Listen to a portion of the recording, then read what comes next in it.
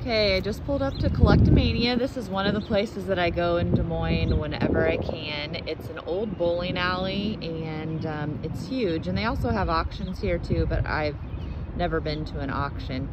And the last time I was here, my name got put into a drawing, so I have $50 coming to me today as well. So let's see what I can find.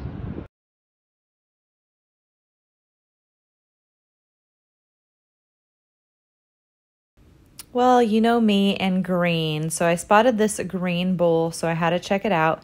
It's a little more than I would want to spend to buy and then turn around and flip it and sell it. Looks like the label maybe says Werville, Seville, something like that. This is actually a friend's booth, so I always try and check out and see what he has. And he's who I call the marble guy because he'll buy my marbles. This was an interesting booth of like a randomness, but they must have stumbled across a sale where someone had collected owls because they had a lot of them.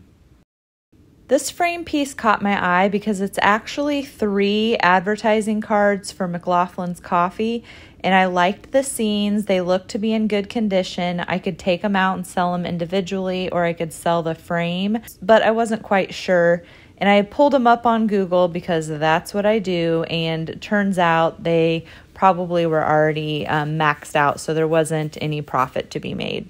There is an area in this shop with a lot of frames and artwork, and I just love this frame, and I actually like the print on it too, but you could take the print out easily or just do something with the frame. On this print, it's pretty dark, but you can always take a marker, paint, expo marker, and write a poem or something on it as well.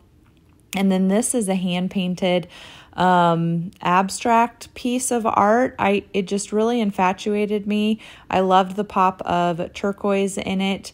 I just couldn't decide if it was neat or ugly, so I just left it there.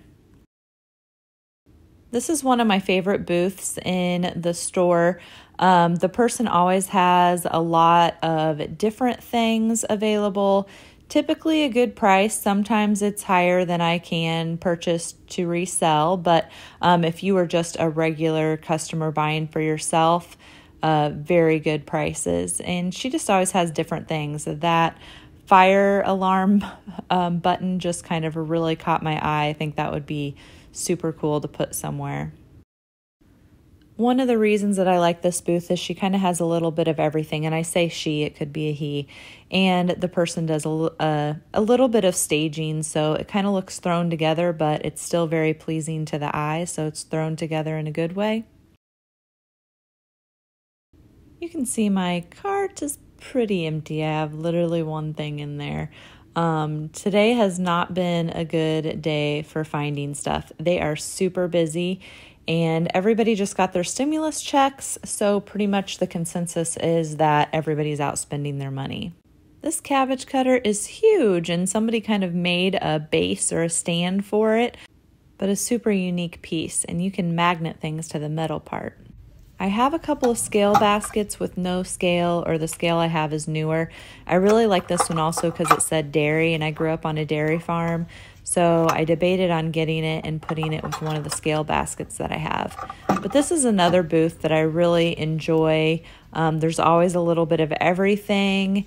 And a lot of times I can buy things and resell them from the booth. But if I was just a customer, great prices as well. Pet peeve alert here, taping on a cardboard or paper product. I mean, that ice cream box was awesome, but taping the dang price tag on it just ruined it. So that's very frustrating. I know it's frustrating for me as a dealer and for people who are customers because it really ruins the look and the value of the piece. So very frustrating when you see that. This cute crib caught my eye, and this one is awesome because it has slats there on the bottom, so you could use this as a riser. You could have it be a spot to line up your book. It's a very versatile piece. I just love it. I'm loving the color on this little teapot planter. I think it is a strawberry pot. I just love the color and the texture. This booth normally has some cute things, and Lots of small things, and she normally has a lot of like seashells and boats and stuff. This little cart is probably some new reproduction, but it would look super cute on somebody's table, all styled for the seasons. And then over here, we have these little lamb salt and pepper shakers, and lambs just sell really well, so I could see those doing well for a reseller. And then this pot caught my eye too. Again, it's the color, I think, and I just love it. You could clean that out, use it as a trash can, or put kitchen utensils in it. Here's another booth I really enjoy, and honestly, this is the emptiest that I've ever seen this booth. So a lot of times, right now it's kind of a U-shaped path for the customer, and a lot of times it's kind of like a one aisle in and back yourself back out. So she's either gotten some things organized or has been selling a lot and doesn't have as much inventory. But sometimes when the booth is super messy, I really think that they're just using it for storage and not necessarily just to sell things. But of course, how today is going, I am striking out again. I really am not finding anything in this booth, and I haven't found anything all day. I have $50 to spend, free cash to myself, and I'm struggling. So I do like that Francoma plate. I tend to like Francoma, just if nothing else, the green ones. I just like the color. She also a lot of times has just like random bags of lace and doilies and cookie cutters and just random things, and so I like that a lot. This basket caught my eye at first glance. I'm definitely saying it's newer. Don't really like the pom-pom things, but I could just cut those off. And then kind of some closer examination, it's got some mold mildew on it. Maybe that cleans up, maybe it doesn't.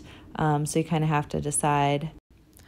This booth always has some good stuff as well. Normally it's priced about the same as what I sell things at, but it's fun to see what they have. And if I go frequently, it's also fun to see what has sold between my trips to the store. Here's an example of booths that I think they just use it as storage.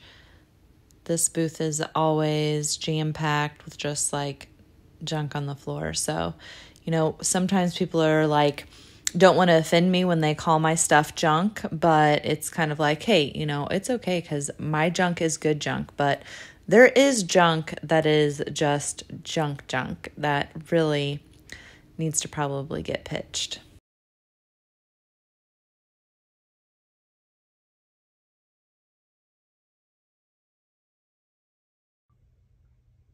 So here's what I ended up getting at Collectamania with my $50, and I did not spend $50. So I got this little pig, and then you'll see there's quite a few cookie cutters, and those were all in a bundle. And then I got this little, I don't even know if it's a enamel sugar. We've got the rolling pin and kitchen utensil holder. And then this probably had drawers in it because you can tell where it is scraping, but it is perfect for paper, so a great size. And then I got this red basket, which isn't really a buttocks basket because it's not separated enough, I don't think, but I just loved the look of it. So super excited. And then I've got about $20 more to spend at Collectamania.